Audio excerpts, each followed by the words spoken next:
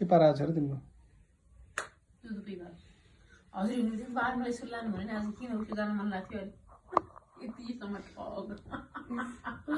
ज्ञानी हो कि ज्ञानी हो हजुर आएछ नि भनेको है मलाई बोलाउनु भएन भनेर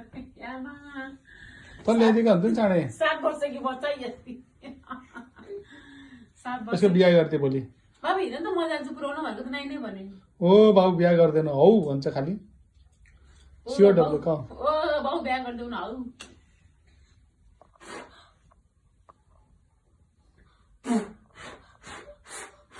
सुता त यसलाई भयो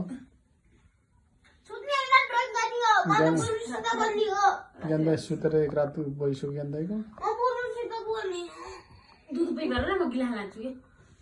बुढो सुति बुढलाई डाइरिया भएर अफिस जान सक्ने चाहिँ बिचारा डाइरिया भयो भने घरमै बसेर गर्छु नि के पर्छ र त कसरी इन्जिनियर भइस् पढ्ने भइदियोस् भन्ने गाली गर त खालि पढिदिनुहोस् त भनेर गाली गर है आज एउटा गीत गाउ त रैया जानीको